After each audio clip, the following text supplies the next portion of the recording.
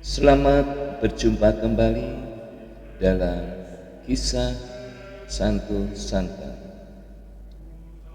Pada saat ini kita akan membahas cerita apakah teladan hidup Santo Alexis.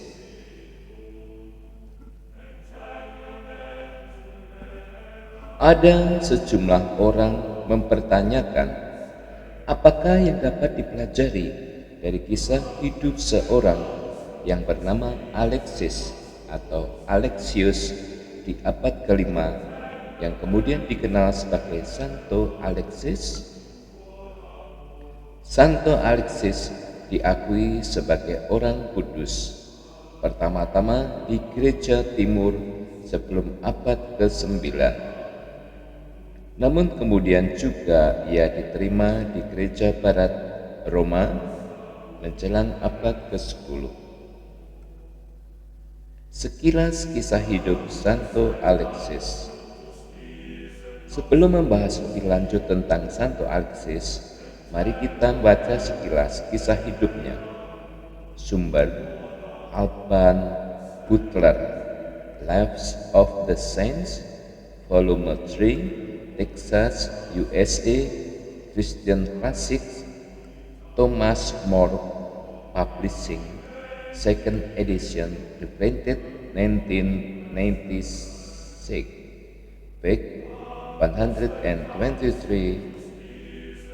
124. Santo Alexis adalah seorang anak tunggal dari seorang senator kaya di Roma yang bernama Euphemian dan istrinya Egle.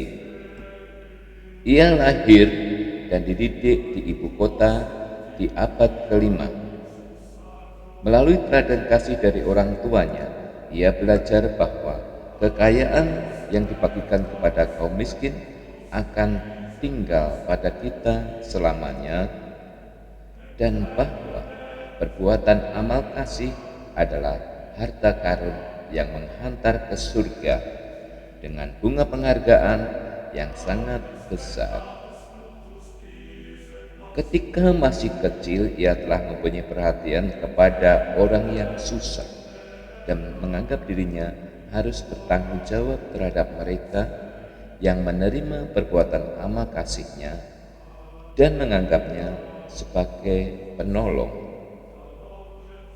Khawatir bahwa penghormatan duniawi akan mengalihkan perhatiannya dan membagi hatinya dari hal-hal yang lebih terhormat, ia memutuskan untuk meninggalkan hak-hak istimewanya yang diperolehnya sejak lahir dan ingin mengundurkan diri dari kemewahan dunia. Setelah mengikuti kemauan orang tuanya untuk menikah dengan seorang gadis yang kaya, ia di hari pernikahannya meninggalkan istrinya itu setelah meminta persetujuan darinya. Alexis menyamar dan pergi ke Syria, hidup dalam kemiskinan yang sangat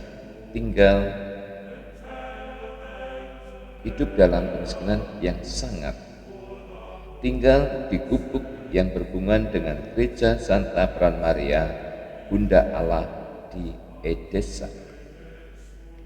Di sini Alexis hidup selama 17 tahun sampai sebuah penampakan Bunda Maria mengatakan dan menyatakan kesuciannya kepada orang banyak dan menyebutnya the man of God, pelayan Tuhan.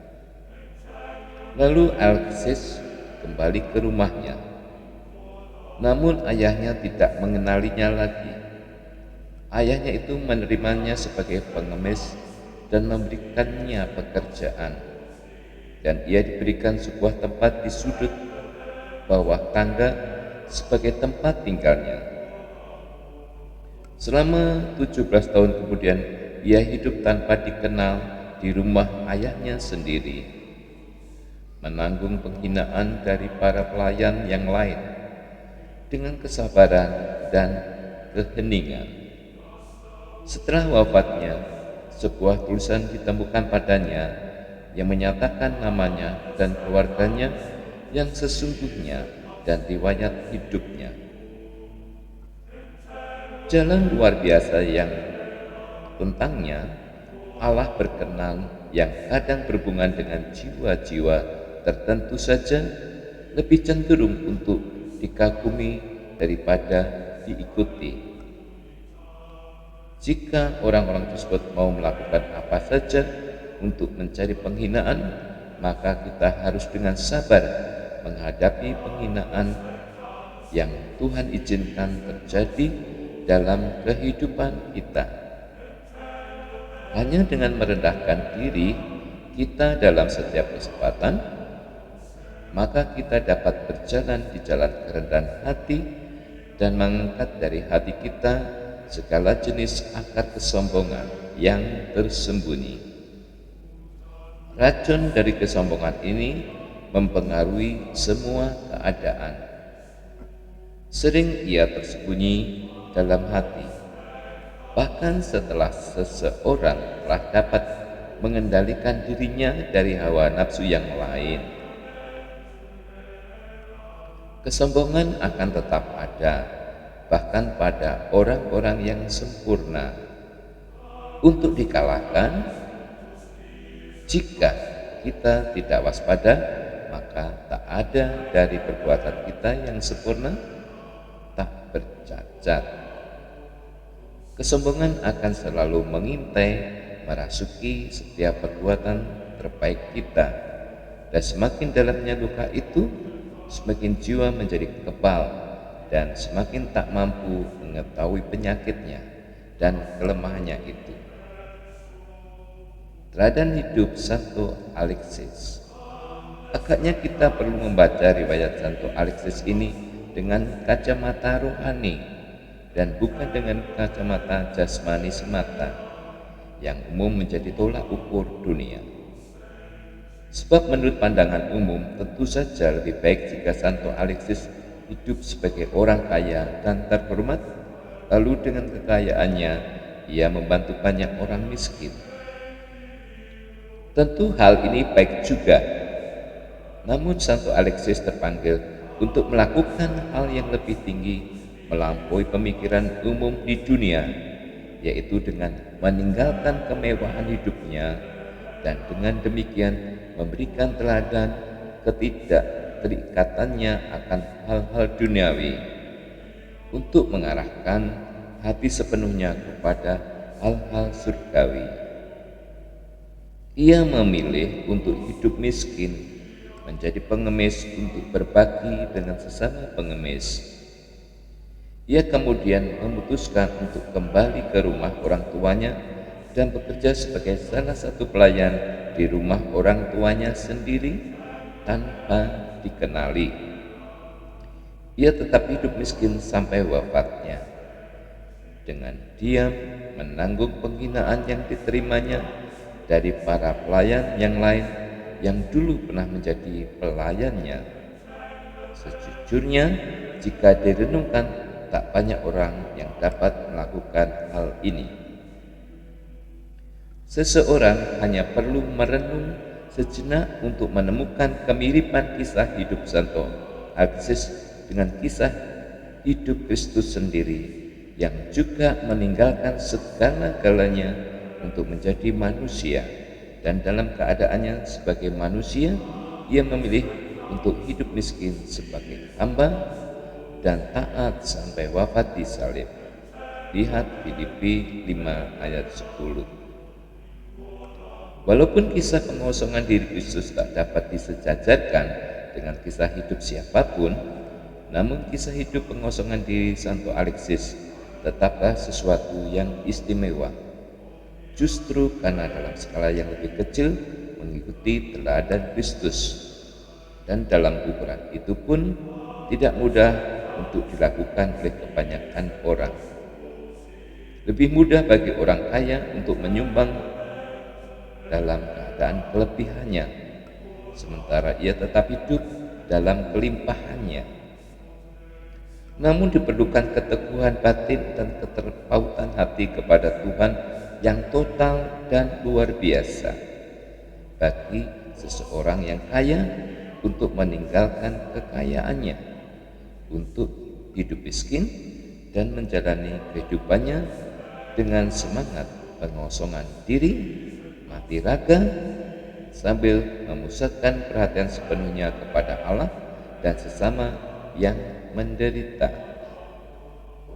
Itulah sebabnya Kristus mengatakan kepada orang muda yang kaya yang datang kepadanya bahwa jika ia ingin sempurna, ia perlu meninggalkan segala kekayaannya untuk mengikuti Kristus.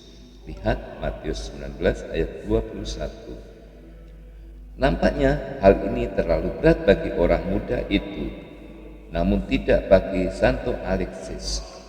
Sejujurnya dalam sejarah gereja bukan hanya Santo Alexis yang memilih untuk meninggalkan kemewahan dunia untuk hidup miskin dan memusatkan hati kepada Allah. Santo Antonius Pertapa, Santo Dominik, Santo Fransiskus dari Assisi, Santo John Philippus, dan sejumlah orang kudus lainnya yang juga memilih jalan hidup demikian. Menurut ukuran dunia, mereka itu mungkin dipandang bodoh dan tidak waras. Tapi ukuran Tuhan bukan ukuran dunia. Dengan kemiskinan dan ketidakterikatan mereka terhadap hal-hal duniawi, pada orang kudus itu mengikuti teladan hidup Kristus yang lebih dahulu memilih untuk hidup miskin sepanjang hidupnya di dunia untuk menjadi sahabat bagi kaum papa dan terbuang. Maka marilah kita menerima teladan hidup para orang kudus itu dengan kerendahan hati dan dengan kacamata iman. Gereja atas dasar sabda Tuhan tidak menilai pengorbanan dan perbuatan kasih seseorang hanya dari memberikan kekayaan dan hal-hal jasmani lainnya. Sebab kasih itu bahkan dapat dinyatakan dengan lebih sempurna dengan pengorbanan, mati raga, pemberian diri seutuhnya bagi kaum miskin. Semangat inilah sebenarnya yang makin langka dihayati di dunia sekular sekarang ini, namun yang masih dijumpai dalam gerejanya, dalam pelayanan dari berbagai kongregasi hidup bakti kepada kaum miskin, cacat, dan terpinggirkan. Selayaknya kita sebagai umat Katolik menghargai karya-karya ini dan mendukungnya dengan doa-doa dan amal kasih. Selanjutnya bagi kita sendiri, mari kita mengikuti teladan Santo Alexis dalam hal kerendahan hati dan ketidakterikatannya terhadap harta duniawi, namun baik dan kekuasaan. Nama baik dan kekuasaan. Dalam semangat kemiskinan ini, semoga kita dapat semakin memusatkan hati dan perhatian kita kepada Tuhan yang telah lebih dahulu meninggalkan segala-galanya dan menjadi miskin dan papa ketika ia mengambil rupa manusia untuk menyelamatkan kita. Ini diambil dari katolisitas.org.